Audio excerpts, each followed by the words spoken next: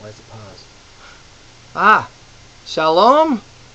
This is Ian Michaels from Congregation Beit Menucha, the House of Restoration in Southeast Missouri. I am coming to you today on Habakkuk, Firstfruits during this season of Pesach. So Chag Sameach, joyous feast to everybody, and happy Resurrection Day.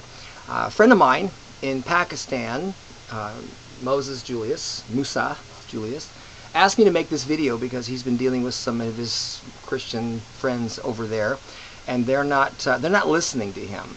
I guess because of his age. He's a very young man, young 20s, and he's trying to tell them that we shouldn't call this day Easter, and he's also been trying to tell them that the Messiah didn't die on Friday. Okay, so he said, could you make a video?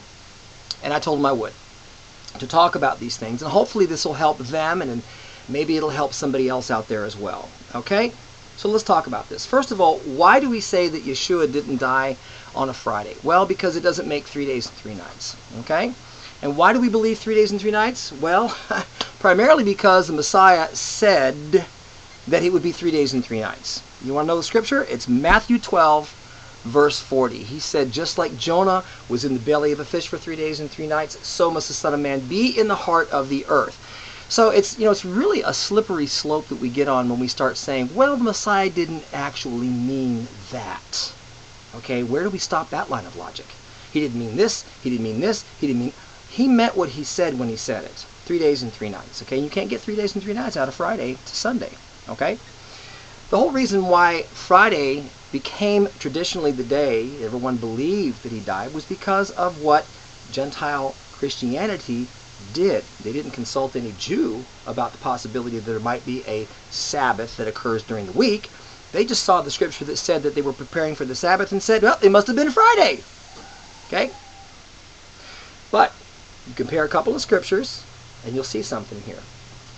You'll see that actually there were 2 Sabbaths that occurred from the time that Messiah died on a Wednesday, which is, by the way, prophetic, being that it was the 4th day of the week.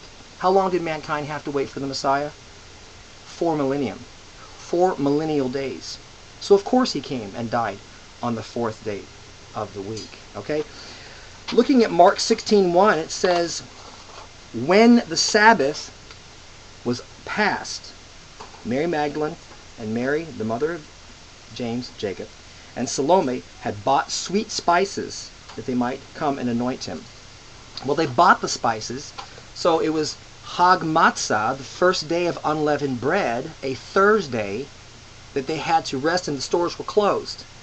All right, so on Friday, the 6th day of the week, they had the first opportunity to go and buy the spices. All right, now, but they still had to prepare for the weekly Sabbath coming up that evening. Right?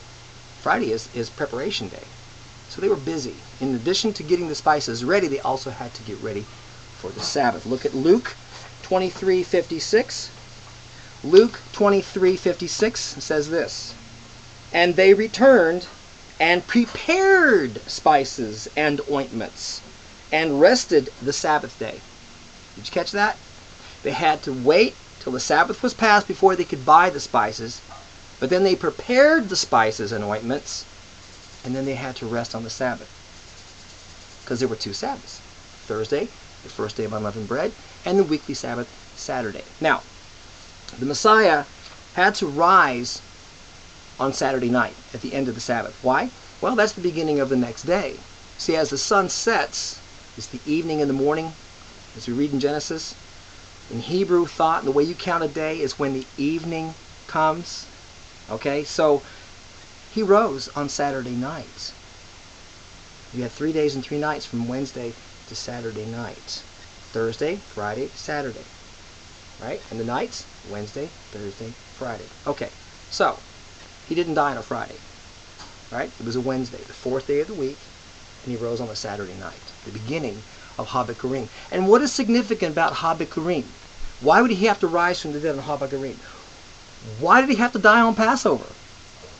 Well, one of the words in Hebrew for the festivals is mikra. Right? A mikra is a rehearsal.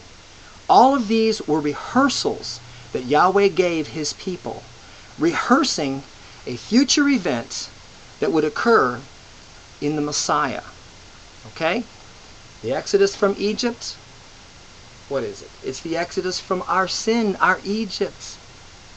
Putting the blood upon the doorposts, applying the blood of the Lamb upon your life. Okay? We're in rehearsal until he comes and does it. The same thing with unleavened bread, the putting away of leaven. He was buried at unleavened bread, putting away sin from your life. A 7-day festival representing your entire life when you have to deal with being sanctified, working out your salvation.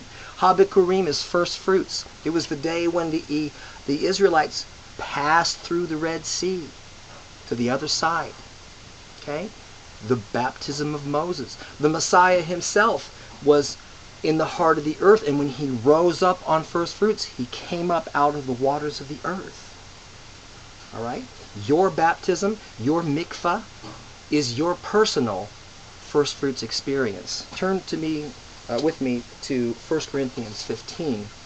I want to try to make this a speedy video. So 1 Corinthians 15:20 says, "But now is Messiah risen from the dead and become the first fruits of them that slept." Gee, I wonder why Paul used that wording. Because he knew what this was. The day of the resurrection was first fruits. Habakkuk. Okay, verse 23. "Every man in his own order. Messiah the first fruits. Afterward they that are Messiahs at his coming." Okay, so it was fulfillment of Pesach. It was fulfillment of Hag Matzah. It was fulfillment of first fruits. The death, the burial, and the resurrection. Okay, now, why do we not refer to this day of the resurrection? Probably the most important day in all of mankind's history so far.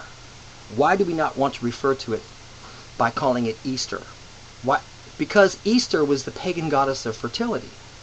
Ishtar, the pagan goddess of fertility. You know, that's why we have little bunnies and eggs. It's all about fertility, okay? Exodus 23:13 tells us not to make mention of their gods. Same thing with Joshua 23:7. So do we think it's pleasing? Do you think it's pleasing to the Creator that you're in covenant with to refer to that day by the name of a pagan goddess? I don't think so.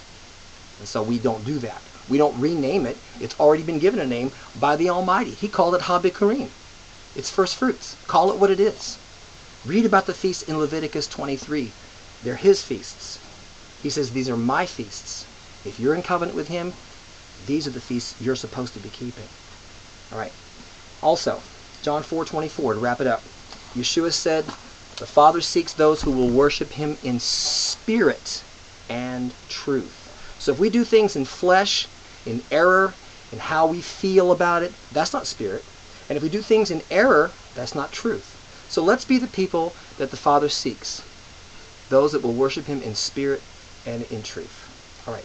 Thank you for listening, and may Yah bless you.